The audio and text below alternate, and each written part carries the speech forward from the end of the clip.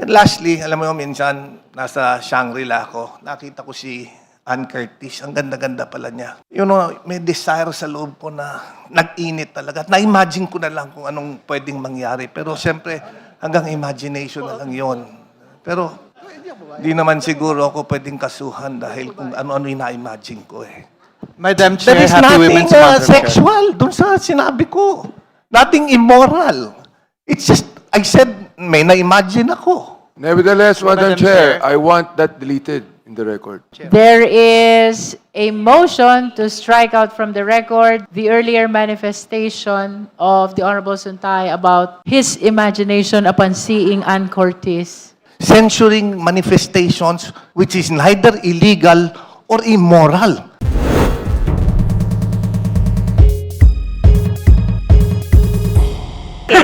No, I will not attend the sauna. I am appointing myself as the designated survivor. Nandun lang ako, nakakatayo ako doon kasi may gamot ako. Gusto ko tanggalin yung ulo niya ba?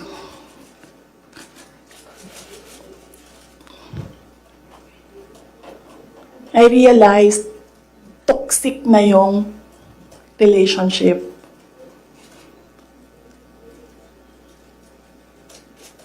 And it did not help na itong dalawang katabi ko, tumawa pa. Pinagtawanan pa nila yung bata. And I saw the humiliation sa face ng bata. I wanted to help him. Gusto ko sabihin sa kanya, itong relo ko na lang, relo ito ng Vice President, ito relo ng Presidente, pero I hope this will do. And then I realized na baka mas lalong mapahiya yung bata if I do that. So I just imagined myself cutting his head. Gusto ko, ganun din ang gusto ko gawin doon sa mga katabi ko. So na-realize ko, toxic na ito.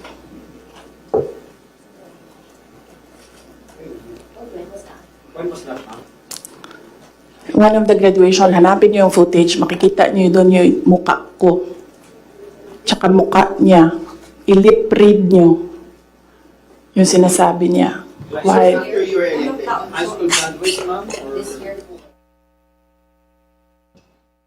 Honorable po? Madam Chair, so again, since we were able to play these videos, we better understand the context of what had happened, what was said, and it is up to the committee to decide whether or not this is sufficient in substance. We are not debating whether or not there are grounds for impeachment yet. It's more of whether or not there's substance in what was submitted. And what we have is that she did attend those rallies and that she did make these statements. And so with regards to sufficiency and substance, it does seem that these are all included in the impeachment complaint. Madam Chair, The Honorable Suntay first, and then the Honorable Rodriguez. Thank you very much, Madam Chair. Well, as we could see, based on the videos, lalong-lalo na yung una, statement ni BP Sara doon, patuloy natin mahalin ang ating bayan, which is very telling ang kanyang disposition. Yung mga ibang videos, hindi ko na-explain because I will not be able to explain it anymore because I cannot explain it better than how my esteemed colleague Rufus Rodriguez explained it. Baka masira ko lang yung explanation niya kung tutulungan ko dahil maganda na yung explanation niya. Well, then dadako na lang tayo sa culpable violation of the Constitution. In the context of the Philippine Constitution and the ongoing 2026 impeachment proceedings, this proceeding, culpable violation of the Constitution is a high legal bar. It is not just about breaking the law, it is about a specific guilty breach of the fundamental law of the land. Kung ang pagbabasihan natin, yung mga pinakitang video, I don't think we will see any fundamental breach. The key word here is culpable, which implies a degree of perversity or guilt to commit this offense. The official must have acted with a deliberate intent to disregard the Constitution. which I believe is non-existing. Kung dadako naman tayo sa sedition at sasabihin natin, hindi, seditious yung mga ginawa, kahit na nakita naman natin na hindi. Ang mahalagang tanong sa batas ay hindi lang kung nagpunta sa rally, nanood, o may nasabi ang isang opisyal. Ang importante ay kung may aktual na ginawa o inutusan na illegal na gawain. Kung ang allegation ay nakabase lamang sa mga speech, sa rally at mga statements, political rhetoric, I don't think that it is seditious. Alam ng mga kaibigan natin sa Makabayan yan, madalas silang mag-attend ng rally eh. Pero kung salita lang at wala naman silang gagawing aktwal, then that is covered by their freedom of speech and is not seditious.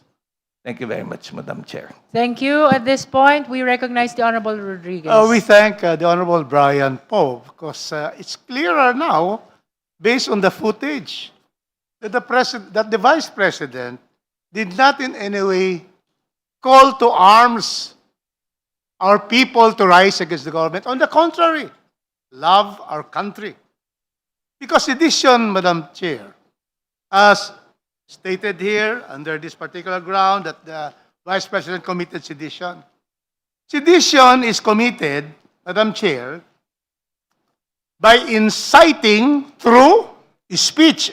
No, we never heard any speech there. Writing or action, revolt or insurrection against established government authority, nothing. So therefore, the first allegation that the Vice President destabilized the government has incited sedition is not, or insurrection, because in that rally, even the President, former President Duterte, was just saying, do not do all these things. Do not spend this or that on, don't do these things. And very clearly, VP Sara did not speak there. So that's the first one. So therefore, how can there be an action for sedition? Next, Sara took part in the prayer. Yes, she was seen there in the prayer with Kibuloy, but she did not issue malicious statements to malign the legitimacy of the President. Nothing in that particular Section 11, Section 111. Third, designated survivor. That is precisely in the American law and made into a movie. Ayun. So that is something that is not a basis for impeachment. And then, itong fourth, apologize to the members of the Kibuloy Church. Well, she can say that kasi may political riff na nga eh. That she therefore for campaigning and running with the President. That is her opinion after the falling out. And lastly, yung sinabi doon niya sa interview, well, this is, coming out from political noise and political passion na gusto kong tanggalin, desire, and then I imagine myself imagining. So all of these are all on desire and imaginations. Nothing actual, nothing that is clearly impeachable. Thank you, Madam Chair. Thank you, Honorable Rodriguez. The Honorable Flores. Thank you, Madam Chair. Madam Chair, I just would like the endorser to clarify na based on the statements also made by Congressman Rufus na taken individually, totoo na parang wala ngang inciting to sedition or seditious statements that were made. Pero taken together as a whole, di ba? Parang meron din eh. May foul din, no? Why would you be present in all these actions calling for this and that? No, but that's if we take it all together or collectively or as a whole, no? I would like to hear the comment of the endorser. Thank you, Madam Honorable Chair. De Lima. Yes, context is very important. So we cannot just deal with this based on the individual allegations, but the totality of it all.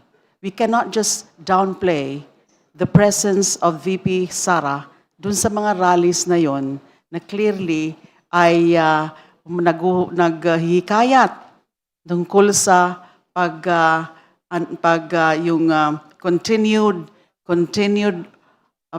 existence of this government, of the President. Kasi nga, in those rallies, she never disowned She never detached herself from those statements. Also, yung sa designated survivor, it's clearly galing po sa kanya yun. Hindi lang po ito interpretation ng media or interpretation of anyone else, but she herself says that she is a designated survivor. Anong ibig sabihin? Kapag dinedesignate mo ang sarili mo as a survivor, na parang ang wish niya ay may mangyayari, and ganun din sa decapitation. It's not a simple expression of a wish. It is also a threat. And it goes to the stability of government na meron siyang mga sinasabi, meron din siyang mga sinasaluan na mga activities at mga rally na she was not detaching herself. Hindi niya dinidisown na yun ang mga sinasabi in those rallies. So you're correct, the Honorable Flores is correct, that this has to be taken in totality, the circumstances, those incidents. And the context is really very important in scrutinizing this particular ground. Thank you. Madam Chair. Madam Chair. The Honorable Nasal first, Short and then manifestation. Padiernos, and then Suntay. Madam Chair, allow me to put on record my observations on this sixth ground based on what we've seen, based on the videos. The cited allegations do not on their face constitute impeachable offenses under Article 11, Section 2 of the Constitution. First, the statements attributed to the Vice President. Wala naman ho siya halos sinabi except for the last video na pinakita na parang yun na nga, parang she was speaking kung ano yung gusto iniisip niya. No? Sinasabi lang po niya yung iniisip niya. Even if harsh or provocative, fall within the realm of political speech. To amount to rebellion or incitement, there must be a clear and direct call to imminent unlawful action. The complaint does not establish such imminence, intent, or overt acts. Second, mere participation in rallies or association with certain individuals is not unlawful. Guilt by association is not a constitutional ground for impeachment.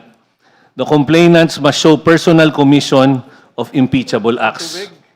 For these reasons, the allegations rely on rhetoric and political characterization rather than specific willful acts that clearly constitute culpable violation of the Constitution, high crimes, or betrayal of public trust. Thank you, Madam Chair. Thank you. The Honorable Padiernos. Thank you, Madam Chair. Madam Chair, I just have a few questions for our endorser. Yes, because- the endorser is willing to respond. For our sixth ground, it is anchored on acts of political destabilization and high crimes of sedition and insurrection. So, sa batas po natin, these are, unang-una po, political destabilization. That's quite vague. Wala po yan sa batas natin. And it's not self-defining.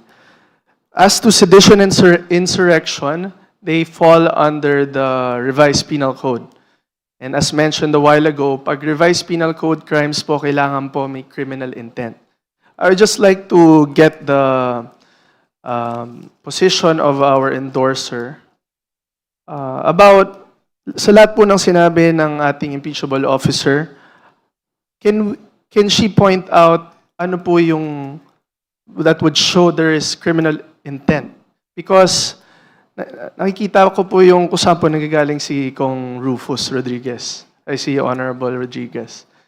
We have to know first, yun muna po. Gusto ko muna po malaman from our endorser. Dilima. Unang-una po, kagaya po ng sinabi ko kanina, nandun siya sa rally na yon na hinikayat ng dating Pangulo yung pag-withdraw ng military ng support sa administrasyong ito. Hindi niya yon tinanggi, hindi niya dinisown. Ang tawag po dyan is adoptive admission. Now, these statements are aimed at destabilization. when you call for a withdrawal of support, especially from the military, and she is the vice president, hindi po pwedeng sasabihin na hindi ako mismo yung nagsabi noon. She was present there. She did not detach herself from it. She did not disown it. She did not do or say anything about it. She is the vice president. Destabilization po ito. And then coupled with yung iba pang na mga actuations niya, yung pagde-designate bilang survivor, designated survivor. And then yung threaten, yung wish expression, a clear and blatant expression of a wish to decapitate the president. Doesn't those circumstances aimed at destabilizing the administration, and therefore it is an assault on the constitutional order? The intent is there when you threaten to decapitate, when you say that you are the designated survivor. And therefore, pwede nating itugma-tugma yung mga ganyang actuations at pananalita ng ni VP Sara, dun sa attempt or the fact of destabilization, attempting, inciting to sedition, yung ini-interrupt yung orderly workings of government, dun sa mga ganong irresponsible na pananalita, yung ganong active presence in rallies, in activities that show, that manifest those destabilization attempt. So yun po ang aking posisyon. Meron po siya na mga circumstances, acts, and language to say or to prove that she aims to destabilize this government. Honorable Padiernos. So, Madam Chair, it would appear that the endorsers mainly anchoring her the supposed statements sa destabilization and not the sedition and insurrection. Kasi very strict po yan. Clear po yan sa ating revised penal code and under our jurisprudence, yung mga elements po ng mga crime na yun. But nevertheless, I would just like to make Madam Chair, just to... Let us wait until thank you. Kong Padiernos is finished with his manifestation. I would just like to make a manifestation, quick manifestation as to ground 6. So, in determining if the ground 6 should be, it constitutes an impeachable offense, the committee must test sedition and insurrection against statutory elements. The sufficiency inquiry is whether the complaint pleads specific acts beyond generalized political statements that satisfy those elements and are attributable to the respondent. So, I would just like to tell our committee members in deciding whether this ground should be constituting an impeachable offense. Na tingnan po natin kung talagang may elements that constitute that crime. So yun lang po, Madam Chair, and maraming salamat po. The Honorable De Lima would like to respond to the manifestation of Madam Honorable Chair, Padiernos. yes, just to point out the fact that it's not only destabilization, it's inciting to sedition. And she was present there. She did not do anything. She did not disown it. That is the principle of adoptive admission. Thank you, Madam Chair. Thank you. The Honorable Suntay. Thank you very much, Madam Chair. Whether individually or collectively, looking at all the videos shown, there can be nothing seditious that can be attributed to the Vice President. In fact, there is nothing for her to denounce, no statements to denounce. Because we cannot attribute statements made by other people to the Vice President just because she was there. then we have to do it with everyone who is there. Lahat na lang ng present. Sabihin natin, we should attribute that statement. So, mere presence in the rally does not make her actions seditious. That is very clear. Alam mo, yung tama naman yung sinabi ni Kong Rufus, yung statement as being the designated survivor, it's not illegal, it's not criminal. In fact, it's a process in the United States. Mere utterance na I'm designating myself. In fact, hindi nga pwede yun eh. Can you designate yourself without a process? Sinabi lang niya yun. Siguro magpapatawa lang siya. And lastly, alam mo minsan, nasa Shangri-La ako, nakita ko si Ann Curtis. Ang ganda-ganda pala niya. May desire sa loob ko na nag-init talaga. Na-imagine ko na lang kung anong pwedeng mangyari. Pero siyempre, hanggang imagination na lang yun. Pero, di naman siguro ako pwedeng kasuhan dahil kung ano-ano yung na-imagine ko eh. Thank you very much, Madam Chair. Madam Chair. The Honorable Zamora. Madam Chair, I would like to have those statements stricken from the record. Madam There is nothing sexual dun sa sinabi ko. Nothing immoral. It's just, I said, may na-imagine ako. I think there is nothing wrong. Nevertheless, Madam Chair, I want that deleted in the record. Can the chair hear the proper motion towards I striking make a out motion, from the Madam record? Chair. Honorable Zamora. Madam Chair, I move to strike those statements from the record. Objection, Madam Chair. There is a motion to strike out from the record the earlier manifestation of the Honorable Suntay about his imagination upon seeing Ann Curtis. Do I hear a second? I second. Same has been seconded. Is there any objection? Objection, Madam Chair. There is a motion to strike out from the record the earlier manifestation of the Honorable Suntay about his imagination upon seeing Ann Curtis. Do I hear a second? I second. Same has been seconded. Is there any objection? The same has been objected to. Let us now divide the House. Those who are in favor of the motion, please raise your right hand.